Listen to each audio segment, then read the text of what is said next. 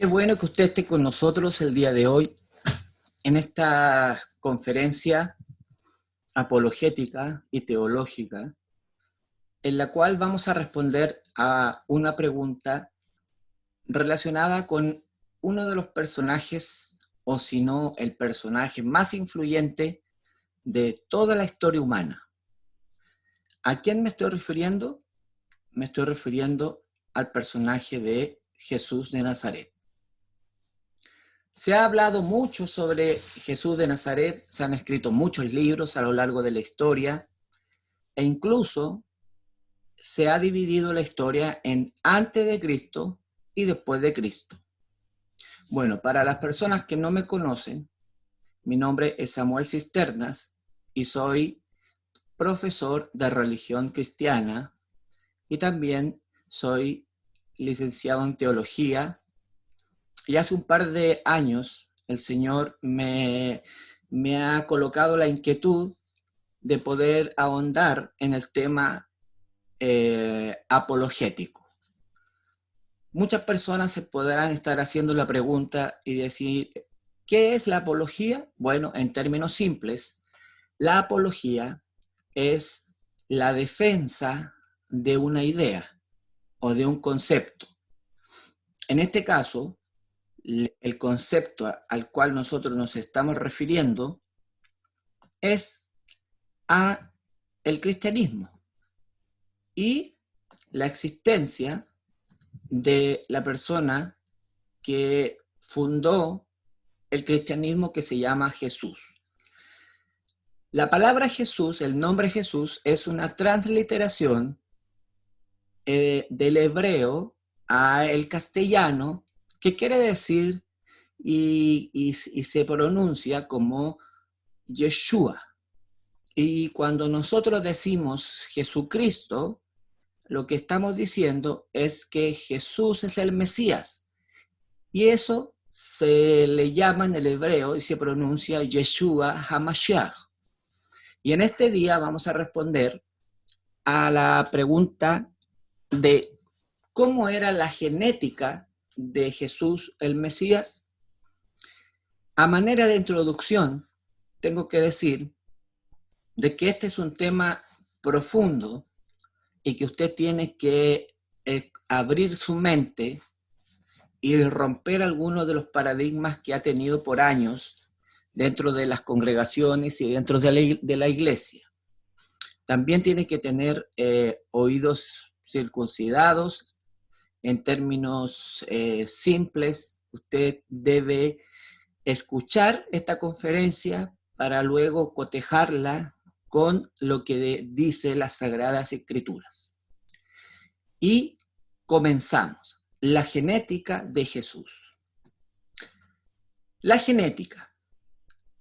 Para poder entrar en este tema y no hablar cosas que a mí me parecen o que tal vez pueden ser y que a mí se me ocurrieron, vamos a utilizar la misma escritura y los mismos textos sagrados que nosotros los cristianos utilizamos y respetamos como nuestra única norma de fe, como también los rabinos judíos lo aceptan hasta el libro de Malaquías, que vendría siendo el Antiguo Testamento para los cristianos.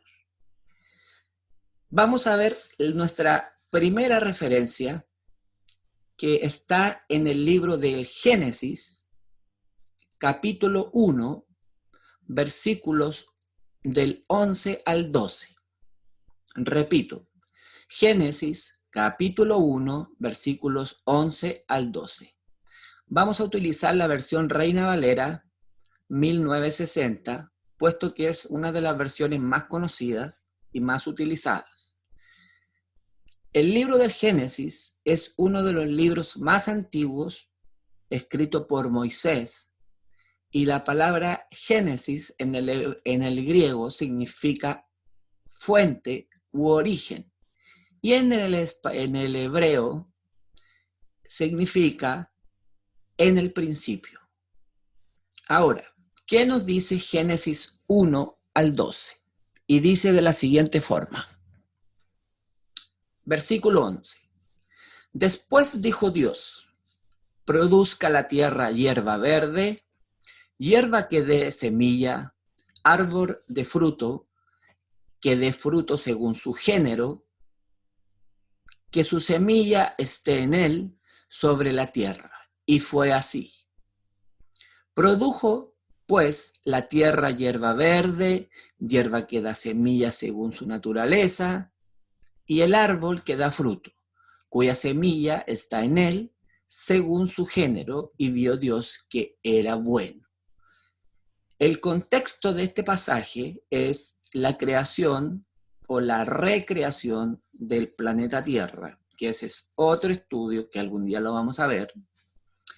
Y aquí una de las cosas que nos importan al mirar con microscopio las palabras que utiliza el escritor sagrado, tenemos que entender, hermanos, de que la Biblia originalmente se escribió en el idioma hebreo, arameo y griego koiné, o sea, un griego común.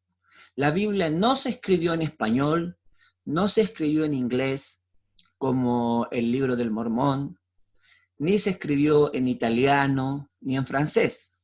La revelación de Dios a través del Antiguo Testamento por Jehová o por Yahvé fue en el idioma hebreo antiguo. Entonces, cuando nosotros leemos este versículo, vamos a centrarnos y ponerle la lupa a algunas palabras hebreas y vamos a traducir algunas palabras y nos vamos a valer del hebreo para que nos dé luz acerca de lo que quiere decir este pasaje. Las palabras, cuando usted lea un versículo, siempre tiene que tener en cuenta el significado de la palabra hebrea, porque el hebreo, a diferencia del español, tiene una infinidad de significados, lo cual el idioma español carece de eso. El idioma hebreo es rico en significado. Entonces, vamos a ver palabras que nos van a ayudar, como por ejemplo, la palabra semilla, que sale en el versículo 11, donde dice, hierba que dé semilla, árbol que dé fruto según su género, que su semilla esté en él.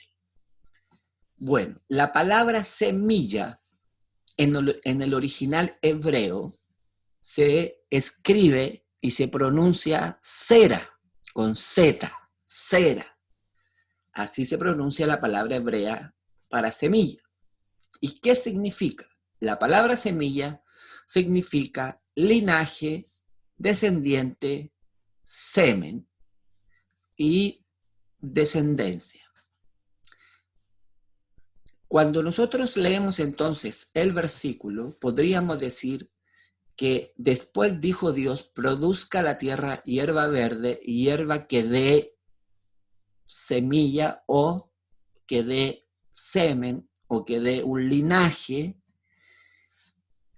Y en el Génesis ya se nos habla acerca de que cada especie va a producir esa misma especie.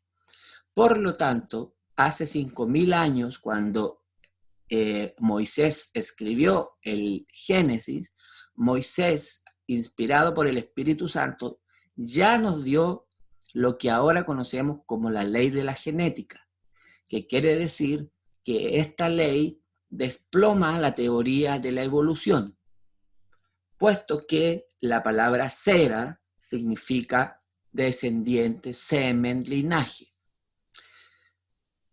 En 1865,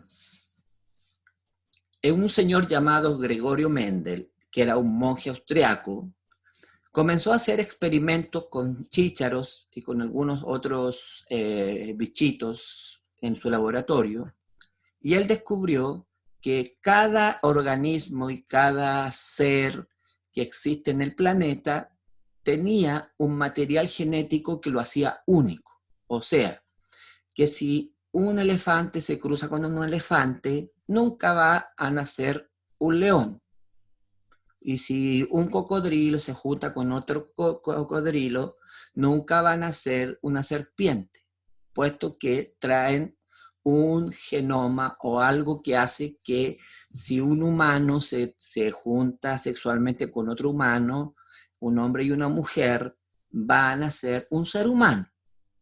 Bueno, al señor Gregorio Mendel se le conoció como el padre de la genética.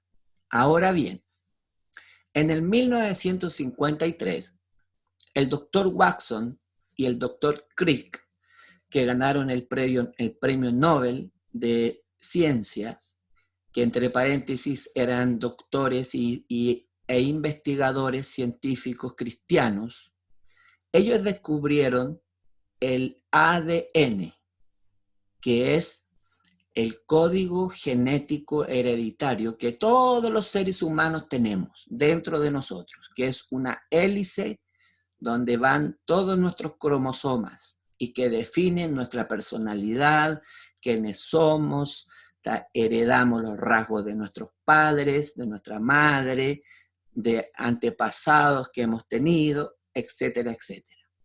El doctor Watson y el doctor Crick comenzaron a hacer esta investigación y hoy en día el genoma humano se está estudiando y la hélice de la genética aún no se ha podido descifrar completamente toda la espiral, pero sí hemos logrado grandes avances y hemos podido descubrir algunas cosas sobre el genoma humano. Y una de los descubrimientos que atañen a esta conferencia es que el doctor Watson y el doctor Crick descubrieron que los varones, dentro de su semen, ellos contienen un cromosoma llamado el cromosoma X. Los espermatozoides tienen el cromosoma XY. Y la mujer, en su óvulo, contiene el cromosoma X. Vuelvo a repetir. Los varones, en nuestro líquido seminal o en nuestra semilla, en nuestra descendencia, nosotros y el doctor Watson y Crick descubrieron que nosotros tenemos el cromosoma XY y las mujeres contienen el cromosoma XX. Por lo tanto, el que define el sexo de la criatura que va a nacer cuando se junta un hombre con una mujer es el hombre. Porque si yo tengo relaciones sexuales con una mujer y cuando los espermatozoides luchan por llegar a fertilizar el óvulo, si un cromosoma del varón X logra llegar la carrera, la gana, se va a juntar con el cromosoma X de la mujer. Y si tenemos 2X, esa criatura será una niñita. Si la carrera de mi espermatozoide gana y es un cromosoma Y, se va a juntar la Y con el cromosoma X de la mujer y produciríamos un varoncito o un hombre. Entonces, es el varón el que da la vida y las mujeres son las receptoras de esa vida. O sea, que la mujer viene siendo como un recipiente en su óvulo que permite la fertilización del espermatozoide, el cual contiene la vida. Muy bien. Ahora, la mujer como receptora y el varón como el que da la vida, bios, porque no estamos hablando de la vida eterna ni de la vida espiritual, en el momento de que en el Génesis la primera pareja llamada Adán y Eva pecaron o desobedecieron a Jehová, engañados por la serpiente, que era Lucifer, porque recordemos, hermanos, que el diablo no se llama diablo. Eso es un apodo Él se llama Lucifer o luz bella o el que resplandece en el hebreo. Y de sobrenombre se le colocó diablo, Satanás, porque diablo significa el adversario, Satanás significa el que acusa. Entonces esos son títulos como, por ejemplo, que a mí me digan el licenciado Samuel Cisternas, pero mi nombre no es licenciado, sino que es Samuel Cisternas, y ese es como un título que va adelante. Entonces, en este caso, Satanás, no es que se llame Satanás, se llama Luzbel, luz bella o el que resplandece. Cuando Luzbel logró convencer a Eva de comer el fruto prohibido, y Eva le dio de comer a Adán, y pecaron contra Jehová, y Jehová los expulsó del huerto del Edén, la raza humana, desde ese momento, la raza humana se contaminó con un virus cósmico llamado pecado. Ahora, ¿qué es el pecado? A la luz de la ciencia, porque aquí en esta conferencia vamos a ver que la ciencia no se contrapone a las sagradas escrituras. Más bien, la ciencia afirma todo lo que las sagradas escrituras o la Biblia ha hablado hace 5.000 años, desde que se escribió por más de 44 autores en un periodo de 1.500 años, y la ciencia va siempre descubriendo cosas que ya se habían dicho en la Biblia. Entonces, vamos a definir qué es el pecado. Y el pecado, como dijimos, fue un virus cósmico que entró dentro de Adán y de Eva. Científicamente, los humanos morimos porque nuestra célula comienza a perder agua. Por eso nos comenzamos a colocar nuestra piel, se comienza a arrugar, porque la célula comienza a perder agua. Por eso es bueno de que si usted toma más agua, pero agua, no bebida, ni Coca-Cola, ni refrescos, usted va a alargar un poco más su vida. Como por ejemplo, en este momento yo voy a tomar agua H2O para poder alargar mi vida y también para refrescar mi garganta.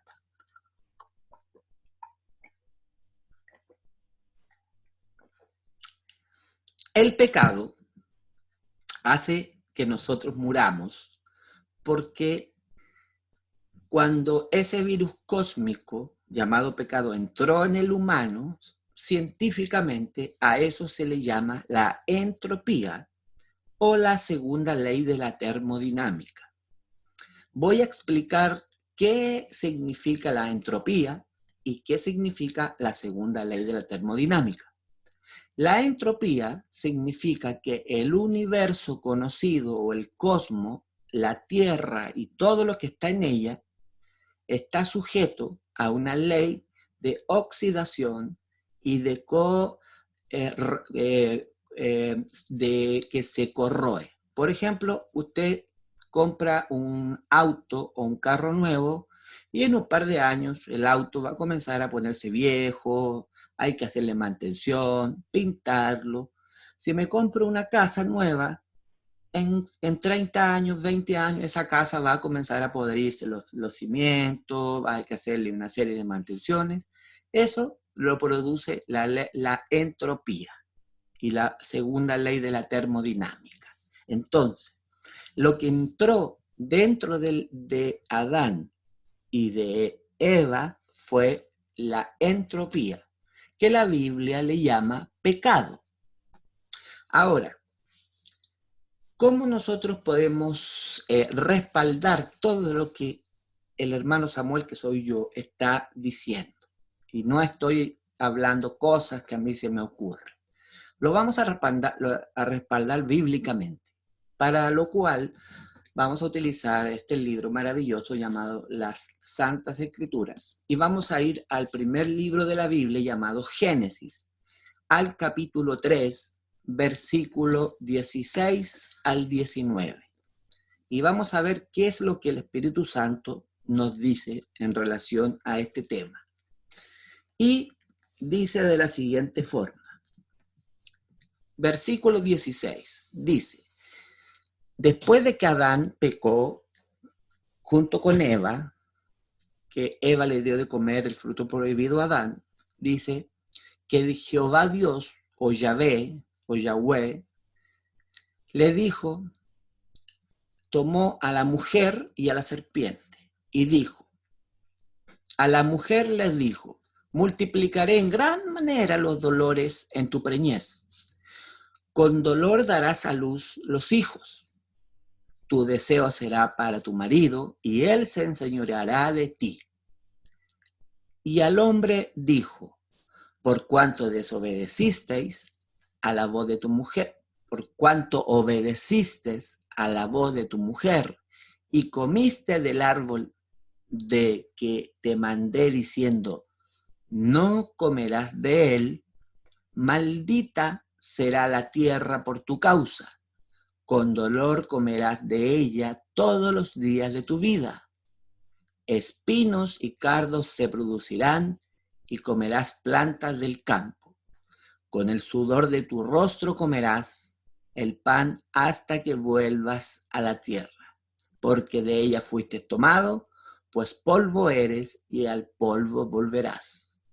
Eso quiere decir que antes de que ellos pequen, la mujer no tenía esos tremendos dolores de parto, que yo solamente los he escuchado experiencia, porque yo nunca he tenido un hijo porque soy varón. Y también quiere decir este pasaje de que antes de que Adán y Eva pequen, la tierra no se resistía a poder sembrar.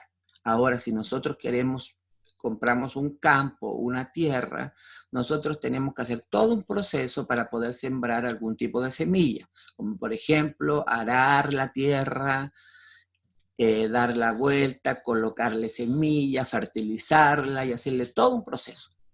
Todo eso y la tierra produce una resistencia contra nosotros y por lo tanto tenemos que sudar para lograr tener el pan de cada día. Esa fue una de las cosas que Jehová le dijo al hombre y a la mujer por haber pecado. Vamos a ir un poco más rápido. 3. Ahora vamos a ver las consecuencias del pecado original. ¿Cuál es el pecado original? El haber desobedecido el mandato de Jehová de no comer del árbol que él prohibió. ¿Cuál fue la consecuencia? La muerte. Esa fue la consecuencia. Ahora, ¿cómo respaldamos esto? Con referencias bíblicas. Nos vamos a ir ahora al Nuevo Testamento, al libro de Romanos, capítulo 3, versículo 23. Vamos a utilizar la versión Reina Valera 1960, por lo mismo que dije anteriormente, y dice de la siguiente forma. El Nuevo Testamento está desde la mitad de la Biblia, esto para la gente nueva que me esté escuchando a través de las plataformas digitales como Facebook, Live, como YouTube, a través de la radio y a través de la infinidad de canales de distribución que poseemos en la actualidad. Y en la Sagrada Escritura se divide en dos partes, el Nuevo Testamento, que está al final, y el Antiguo Testamento. Lo que vamos a leer ahora está en el Nuevo Testamento, o sea, casi al final de su Biblia, en Romanos. Y dice de la siguiente forma, dice, por cuanto todos pecaron y están destituidos de la gloria de Dios. Vuelvo a repetir. Por cuanto todos pecaron y están destituidos de la gloria de Dios. Pregunta. Cuando Adán y Eva pecó, ¿todos pecamos? ¿Estaba usted en el huerto del Edén y usted cometió esa desobediencia? La respuesta lógica es no. Porque los que desobedecieron fue la primer pareja llamado Adán y Eva. Ahora en el mismo libro de Romanos, leemos en el capítulo 5, versículo 12, de la siguiente forma. Dice, por tanto, como el pecado entró en el mundo por un hombre, y por el pecado la muerte, porque dije que el pecado era la entropía que hace que nosotros muramos, porque la célula pierde agua y al final morimos. Por el pecado la muerte, así la muerte pasó a todos los hombres, por cuantos todos pecaron. Entonces, nosotros podríamos decir, hermano Samuel, aquí está Pablo, que escribió esta carta, se está equivocando y está contradiciendo a Moisés en el libro del Génesis, porque Moisés escribió que la que pecó primero y le hizo caso a la serpiente fue la mujer, o sea, Eva. Por lo tanto, aquí podría haber una contradicción, porque acá dice, por cuanto todos pecaron y como el pecado entró al mundo por un hombre, no dice por una mujer, dice por un hombre, que vendría siendo Adán, por el pecado entró la muerte, así la muerte pasó a todos los hombres por cuanto todos pecaron. Muy bien, esto se puede explicar a la luz de la genética. Antes de que se descubra la genética por Gregorio Mendel y por el doctor Watson y por el doctor Crick, este pasaje no se podía entender. Y los hermanos que lo leían tenían que por fe creer de que esto era verdad. Y esto se explica porque dijimos que ¿quién es el que da la vida? El que produce la vida. Dijimos que era el hombre con su espermatozoide y la mujer era la receptora. Entonces, cuando Adán y Eva pecaron, después de pecar y tuvieron relaciones sexuales, ¿quién contaminó a quién? La respuesta es, Adán fertilizó el óvulo de Eva ya contaminado con el virus cósmico llamado pecado, o sea, la entropía, y tuvieron un hijo llamado Caín y Abel, que ya venían infectados. Después, esas personas tuvieron hijos y cada varón comenzó a infectar a la mujer y todas las descendencias de todas las razas que vinieron posteriores, todas vinieron en su sangre y en sus células, vinieron contaminadas y por lo tanto nosotros duramos 70 años, 80 años y morimos. Ahora, la palabra pecado en el hebreo, que es donde se escribió la Biblia en el original, se dice yatat, J-A-T-T-A-T, Jatat. Así se pronuncia la palabra pecado en el hebreo. Y significa literalmente errar y no dar en el blanco, cometer una falta o daño a algo. ¿Por qué un hombre? ¿Y no fue Eva la que pecó primero? ¿Hubo un error en la escritura? Y ya dijimos que no, porque el que da la vida era Adán. Por lo tanto, aquí la escritura está culpando a Adán de haber infectado a la raza humana y no a Eva, porque Eva era la receptora en su óvulo y Adán fue el que comenzó a infectar a la humanidad desde él hasta los días de nosotros en el año 2020. Muy bien. Ahora, el protoevangelio. El protoevangelio significa que Dios ya desde el principio de la Biblia ya tenía un plan predeterminado que es la redención humana. ¿Cómo Dios, Jehová, Jesús, que son la misma esencia o la misma persona, cómo ellos podían saber esto?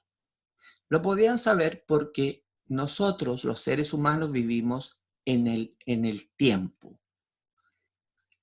Ya ayer pasó, ahora estamos en el presente, Y cuando usted vea este video, ya va a ser un futuro.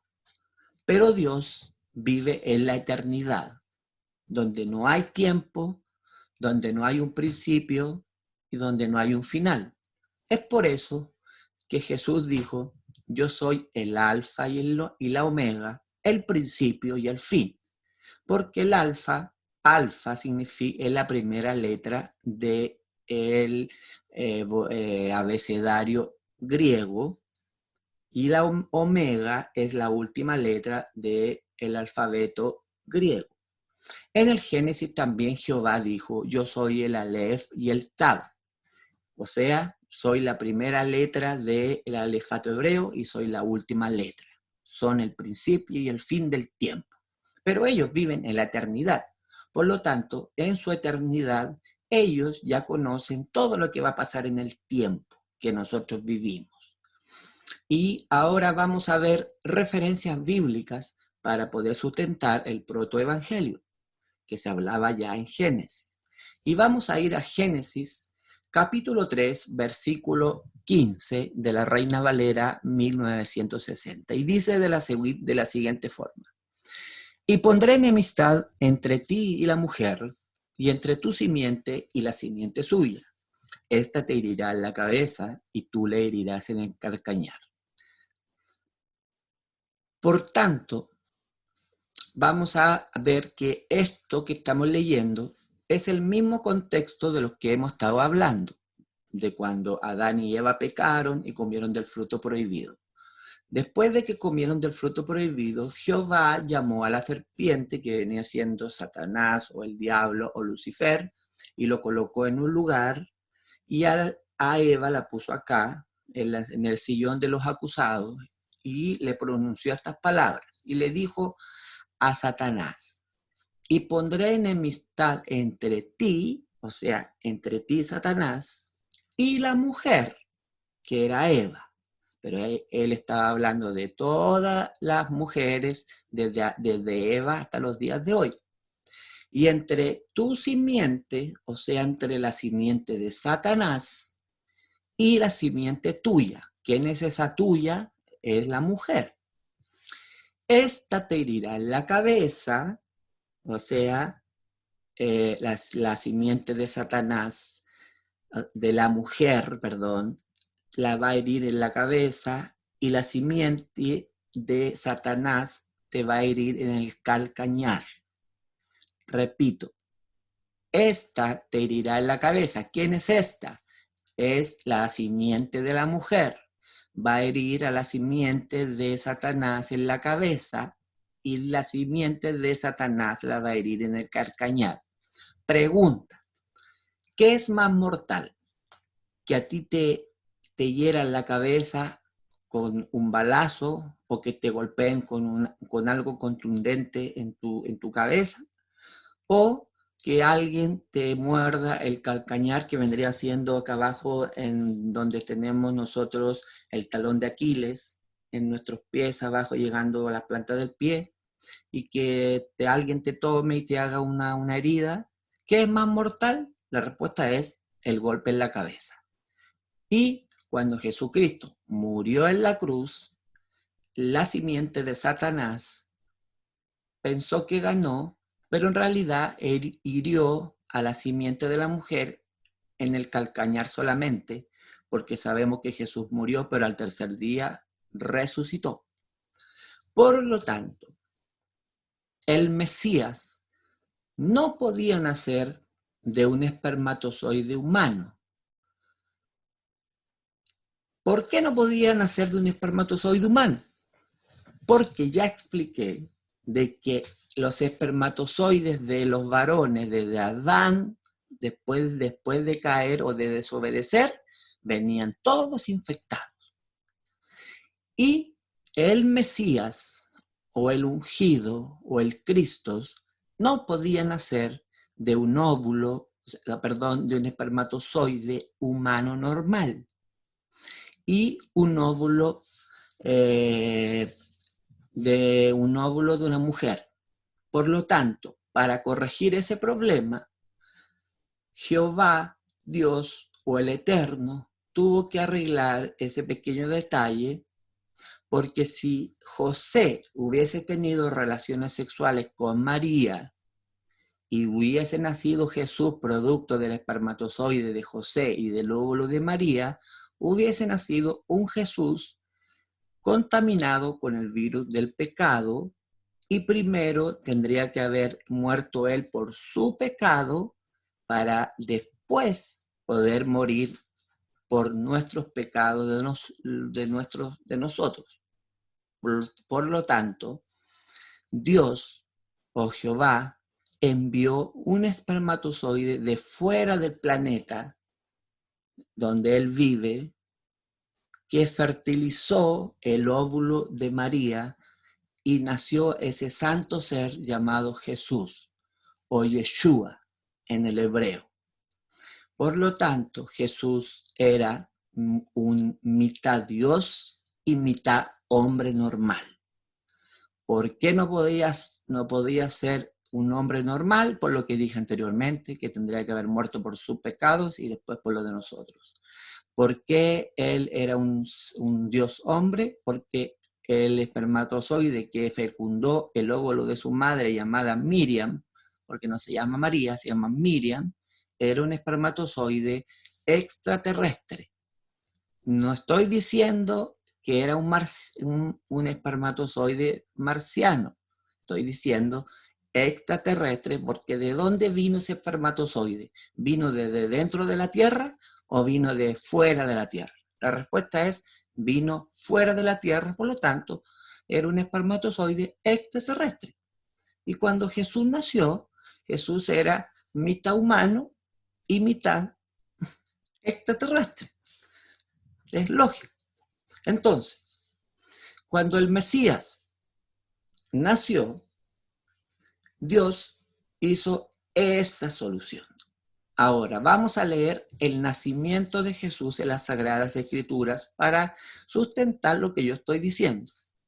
Y lo vamos a leer en el libro de,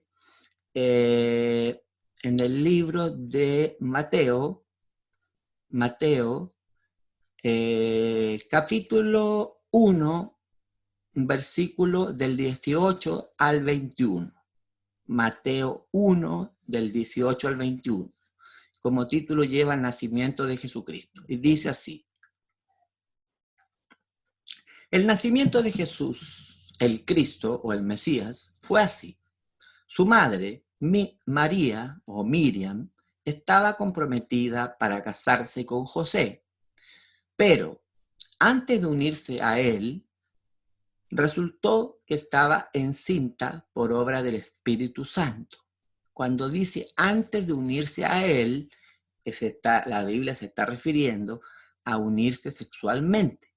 O sea, antes de tener relaciones sexuales con José, dice la Escritura que antes de eso, ella quedó encinta, y quedar encinta significa quedar esperando guagüita o quedar esperando un bebé, y quedó encinta ¿por obra de quién?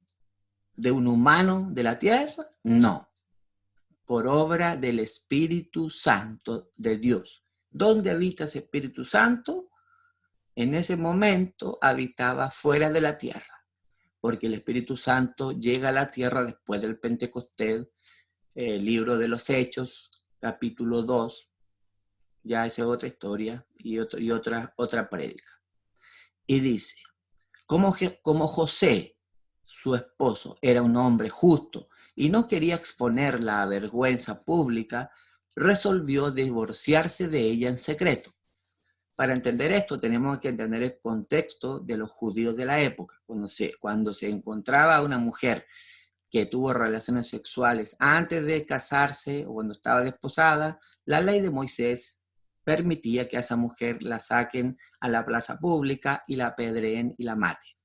Entonces José, como era piadoso, no quiso que pase por eso y resolvió quedarse calladito nomás para que María no sufra eso. En el versículo 20 dice, pero cuando él estaba considerando esto, se le apareció en sueño un ángel del Señor y le dijo: José, hijo de David, no temas recibir a María por esposa, porque ella ha concebido por obra del Espíritu Santo. O sea, ella ha sido fertilizada y ha quedado embarazada por obra de Dios, del Eterno, de Yahvé, o como usted le quiera mencionar, de acuerdo a la Biblia.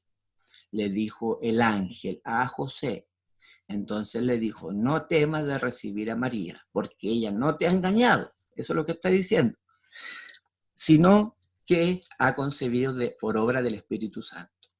Dará a luz un hijo y le pondrá por nombre Jesús.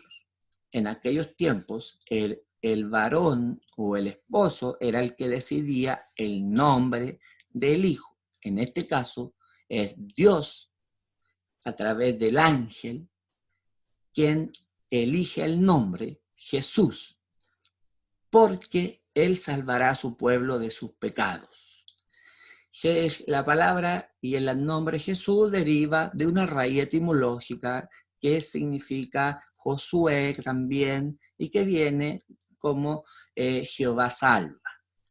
Ahora, también en otros pasajes como Lucas, que son los evangelios sinópticos, en Lucas, capítulo 1, versículo 26 al 35, dice: anuncio del nacimiento de Jesús.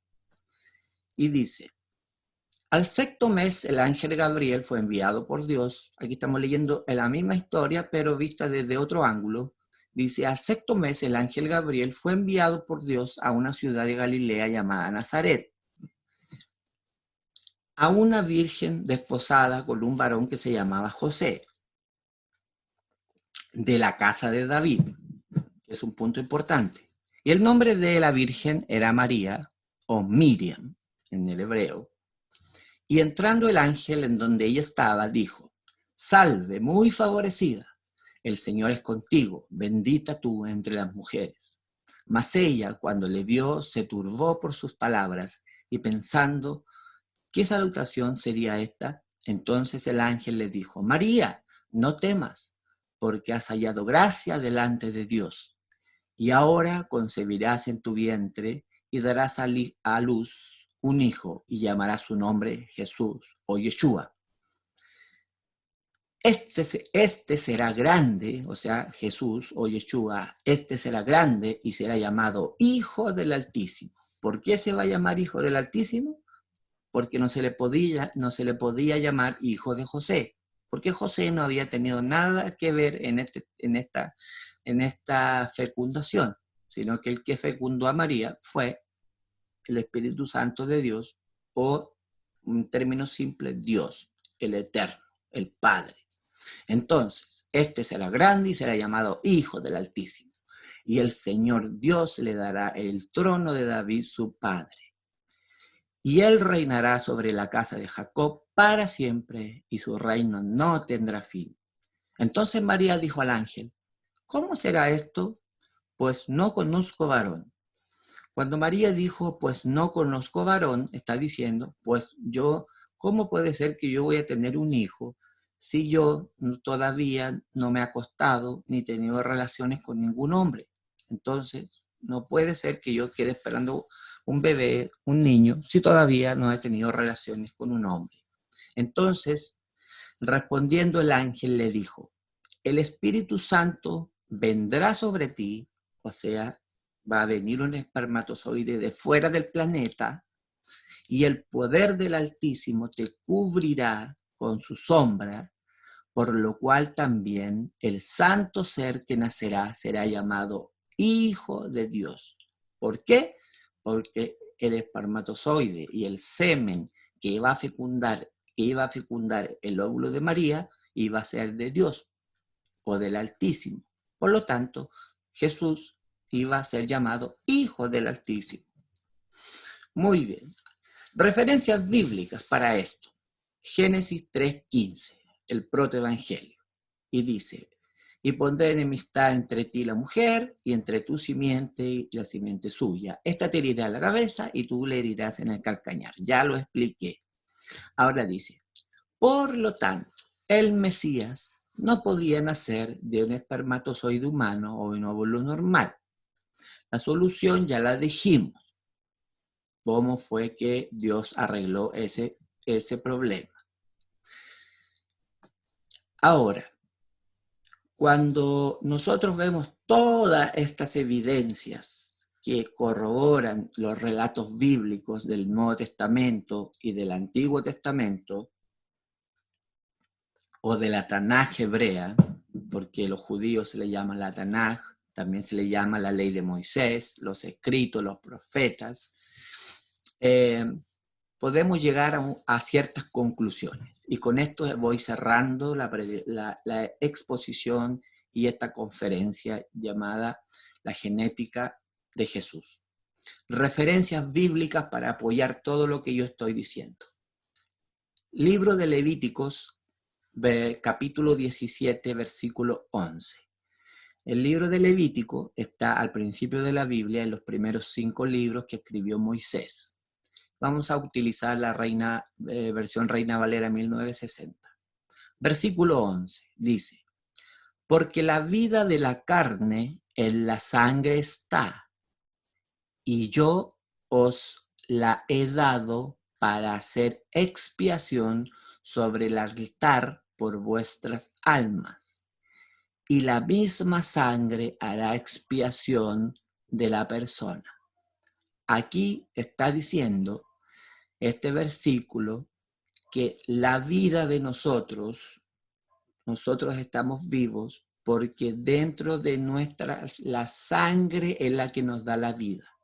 Dentro de la sangre ya expliqué de que tenemos las células que son las que vinieron contaminadas.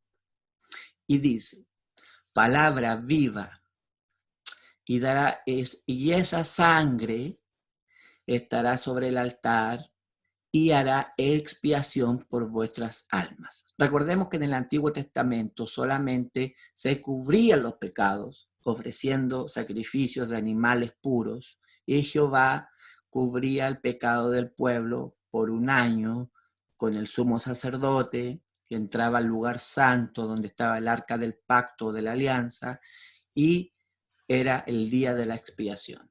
Ahora, la palabra vida que se utiliza en el versículo 11 cuando dice, porque la vida de la carne, la palabra vida en el hebreo se pronuncia nepech, N-E-P-H-E-S-H, por si usted lo quiere anotar.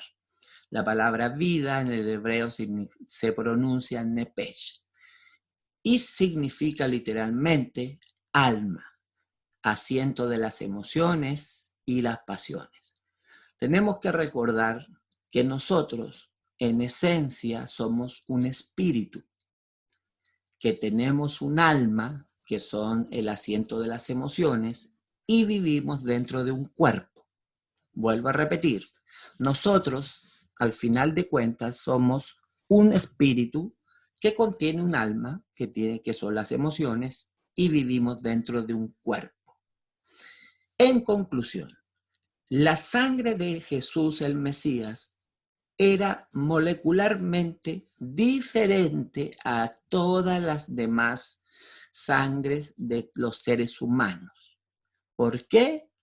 Porque la sangre de Jesús no venía contaminada con el virus cósmico llamado la entropía o la segunda ley de la termodinámica, porque el espermatozoide que fecundó el óvulo de María o de Miriam no era de un humano normal, sino que era un espermatozoide que venía fuera de la tierra y que era del Altísimo o de Dios o de Yahvé o de Yahweh, como usted le quiera llamar. Entonces, su sangre era totalmente diferente molecularmente. Diferente, excluyendo a Adán y a Eva antes de su caída. porque Adán y Eva, antes de su caída y de desobedecer a Dios, eran igual que Jesús. Ellos no tenían en su sangre la entropía, por eso ellos eran eternos y no morían, porque no estaban contaminados con la entropía que hacía que su célula pierda agua, ni tampoco con la ley de la termodinámica. Pero después de pecar, le entró ese virus. Razones y argumentos científicos de esta afirmación, de lo que yo estoy diciendo. ¿Cómo yo lo puedo argumentar? De la siguiente forma. La sangre de Jesús no contenía la molécula llamada entropía o segunda ley de la termodinámica, sino que era una sangre pura y la única capaz de ofrecer expiación. O sea, que dijimos que la expiación se lo expliqué anteriormente cuando vimos la palabra hebrea que significaba expiación, que era cubrir o sustituir el pecado de otra persona.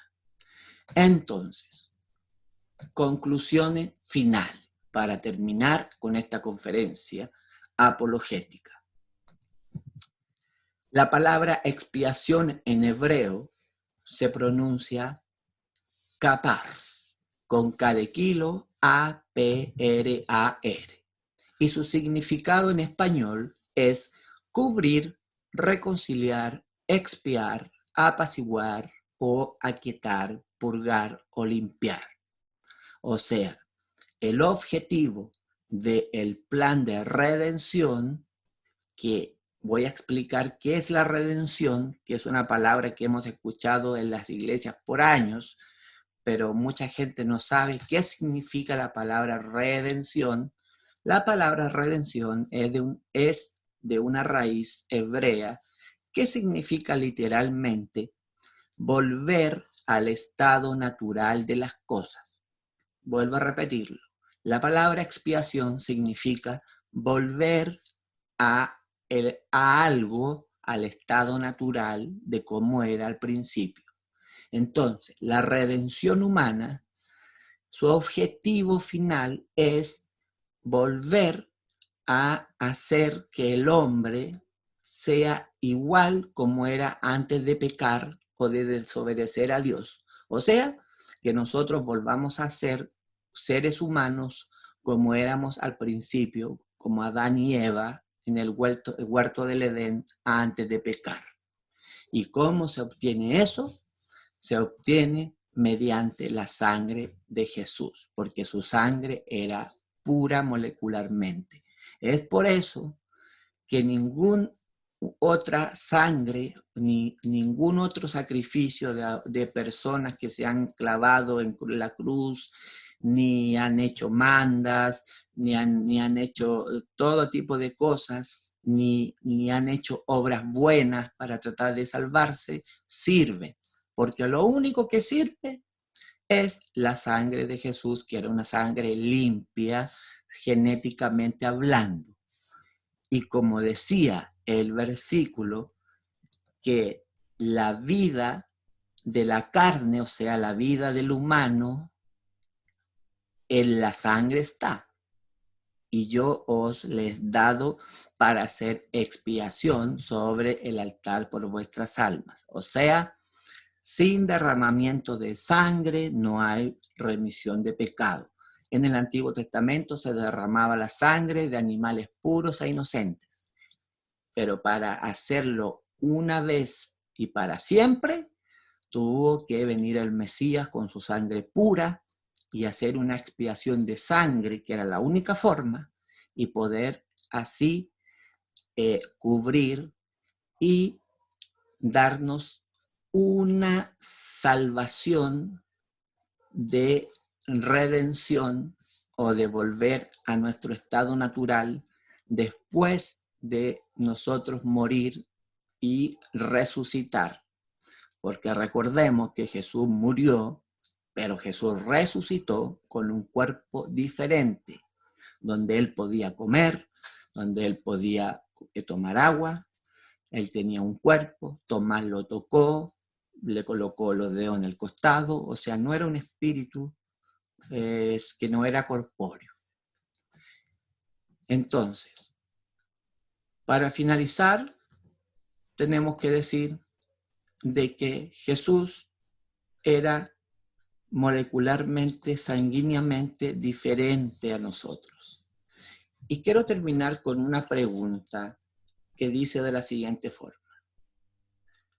¿Podría haber muerto Jesús por causas naturales? O sea, supongamos, hipoteticemos. Supongamos que Jesús le hubiese hecho caso al apóstol Pedro, cuando a Pedro le dijo, Señor, no te entregues a los sacerdotes de Israel para que no te maten y no sufras. Y Jesús le dijo, huye, sale de aquí, Satanás. Supongamos que Jesús le hubiese hecho caso y Jesús no se hubiese entregado en la cruz y no hubiese muerto. ¿Podría haber muerto Jesús por causas naturales, digamos, de viejito, a través de los años? La respuesta es un rotundo no. ¿Y por qué no? El argumento para afirmar esto es que la misma escritura dice en Romanos 6:23, dice, porque la paga del pecado es la muerte, mas la dádiva de Dios es vida eterna en Cristo Jesús, Señor nuestro.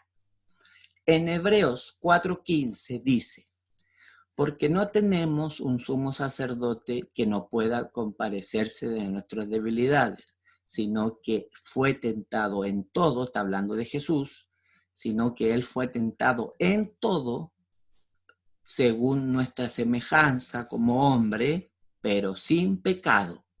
O sea, Jesús sufrió todas las tentaciones que nosotros mismos padecemos y hemos tenido, pero Jesús nunca pecó.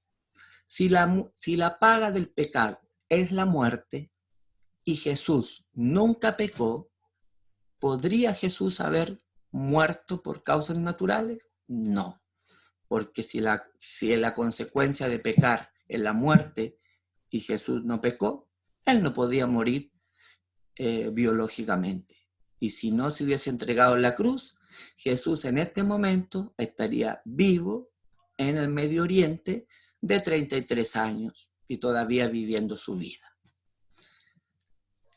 Hemos llegado al final de esta conferencia. Espero de que la información aquí planteada escrituralmente, científicamente, le haya ayudado a usted que me está escuchando a abrirle el apetito de poder indagar en estos temas que muchas veces no se tocan en nuestras organizaciones religiosas. Y lo animo a que usted comience a amar el único libro y la única revelación tangible que se ha dejado para la humanidad llamada la Biblia, que significa en el griego biblión, se pronuncia biblión, que significa libritos o libros, porque son varios libros juntos y que comprenden una unidad literaria. Me despido, soy Samuel Cisternas, conferencista, teólogo, profesor de religión y un amante de las grandes verdades reveladas en sus santas escrituras acerca del Mesías, de Jesús, de nuestro Salvador y nuestro Señor. Espero que esta semana sea de mucha bendición para ustedes y que reflexionen sobre este tema y que el Espíritu de Dios los proteja de lo que está pasando en el mundo, de la pandemia que estamos viviendo. Y también espero de que lo que yo haya hablado no haya sido palabras que nacen solamente del intelecto, sino que vienen de parte de la misma escritura, que es la mente de Dios y la revelación. Y Jesús dijo, escudriñar las escrituras porque os parece que son ellas las que dan testimonio de mí. O sea, Jesús mandó y nos mandó a escudriñar las Escrituras. Hermano Samuel, ¿qué significa escudriñar? La palabra escudriñar significa cavar pozos. ¿Qué significa la palabra escudriñar? Significa cavar pozos. Cuando nosotros en la tierra queremos buscar un mineral precioso, como el cobre, el oro, la plata, ¿la podremos encontrar en la superficie de la tierra? No, sino que tenemos que cavar muy hondo en la tierra para descubrir los mejores minerales. Y las Sagradas Escrituras es un libro encriptado que contiene los misterios de Dios, que los misterios son un secreto revelado. Los misterios que Dios dejó aquí son secretos que han sido revelados y que están al alcance de usted para que usted los pueda descubrir y nutrirse y poder ampliar su fe en el Mesías, en Yeshua HaMashiach. Me despido y espero que tengan un lindo fin de semana y que el Señor los bendiga grandemente. Me despido. Quiero que terminemos pidiéndole a Dios que esta conferencia haya sido de bendición para ustedes y para su familia. Si usted la quiere compartir, puede buscarnos en el Radio Enfoque de Vida a través de Facebook o a través de Instagram, Radio Enfoque de Vida. También en YouTube tenemos un canal donde estamos subiendo material llamado Pasión por su Verdad. Y también tenemos un grupo en Facebook que se llama Pasión por su Verdad. Usted solicita la inscripción a este grupo y nosotros lo vamos a aceptar y usted podrá hacer muchas preguntas acerca de estos temas y otros temas variados sobre preguntas que a veces no tenemos respuestas. Me despido y le deseo las más ricas bendiciones de parte del Señor. Gracias por su atención y nos vemos en la próxima conferencia.